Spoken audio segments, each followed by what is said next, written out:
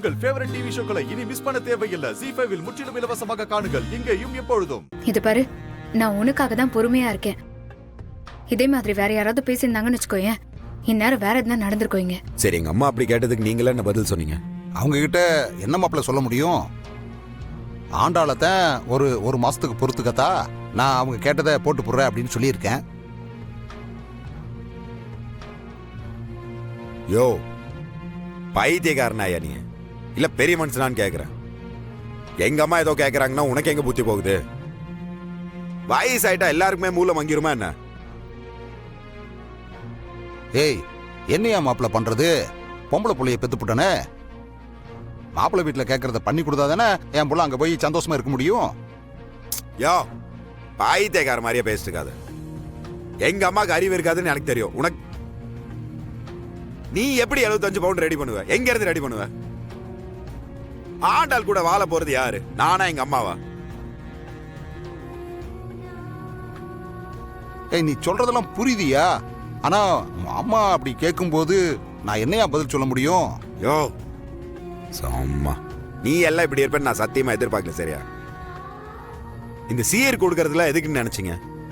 பொண்டாட்டி புருஷ வீட்டுக்கு போகும்போது இந்த பஞ்சகிஞ்சன் ஏதோ ஒன்று வந்துச்சுன்னா அந்த பொண்ணு கஷ்டப்படக்கூடாதுன்னு தான் இந்த அரிசி, பருப்பு, பயிர் இது எல்லாமே கொடுத்து அனுப்புவாங்க. அதெல்லாம் தான் இன்னைக்கு வரதட்சணையா வந்து நிக்குது. ஆனா இன்னைக்கு காலகட்டத்தில் எதுக்கு வரதட்சணை எல்லாம் கொடுக்குறோம் சொல்லுங்க?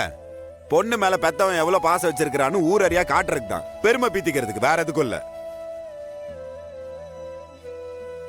யோ மாமா, உனக்கு பவித்ராவை பிடிக்குமா ஆண்டாளை பிடிக்குமா உனக்கு? ஏய், என்னையா மாப்பிள்ள திடீர்னு இப்படி கேட்டுப்புட்ட? சொல்லியா, உனக்கு 2 பொண்ணுல யாரை பிடிக்கும்? ஆண்டாள தான் பிடிக்கும். நீ பவித்ராக்கு எத்தனை பவுன் நகையும் எவ்வளவு பணமும் கொடுக்குறேன்னு சொன்ன? நீ ஒரு 50 சவரனும் 20 லட்சம் ரொக்கமும் தரேன்னு சொல்லியிருக்கேன். இப்ப நீ ஆண்டாளுக்கு நீ எத்தனை பவுன் எவ்வளவு காசு கொடுத்துருக்கணும் நீ? ஏய் மாப்பிள்ள, புரியலையா? பவித்ராக்கு நீ 50 பவுன் நகையும் 20 லட்சம் பணமும் கொடுத்தீங்கன்னா உனக்கு ரொம்ப பிடிச்ச பொண்ணு ஆண்டாள் தானே. அதுக்கு 75 பவுன் நகையும் 25 லட்சம் பணமும் தான் கொடுப்பியா நீ?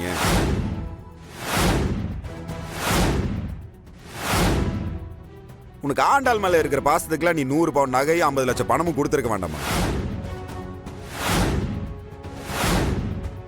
அதை விட்டு எங்க அம்மா 75 பவுன் நகை கேட்டுச்சுன்னு நீ அதை பிடிச்சிட்டு உட்காந்துக்கிறீங்க. இந்தாரு, நான் மறுபடியும் சொல்றேன், ஆண்டாள் கூட வாழ போறது நானு, எங்க அம்மா கிடையாது. நானே சொல்றேயா, 100 பவுன் நகை வேணும், 50 லட்சம் பணம் வேணும். கூட 50 லட்சம் வேணாம், 20 லட்சம் நீ சின்ன பொண்ணு கொடுத்துரு, 30 லட்சம் பணம் வேணும். அழகரு, என்னடா நீ நேரம் கட்ட நேரத்துல விளையாடிட்டு இருக்க? ஏய் அமைதியாரு, நான் விளையாடல, சீரியஸா பேசிட்டு இருக்கிறேன். எனக்கு 100 பவுன் 30 லட்ச ரூபா பணம் இருந்தாதான் நான் இந்த வீட்டை விட்டு வெளியே போவேன். இல்லைன்னா இங்கேதான் டேரா. 1 மாசத்துக்கு 2 மாசம் டைம் எடுத்துக்காங்க, அந்த 100 பவுனை நீ போட்டு விட்டுருங்க, நான் வெயிட் பண்றேன். சரியா? சொல்லு உங்க அப்பனுக்கு. மல்லிகை முட்டு மனச தொட்டு இழுக்குதடி மான. ZEE5 ஆப்பை டவுன்லோட் செய்து அனைத்து எபிசோடுகளையும் இலவசமாக பாருங்க.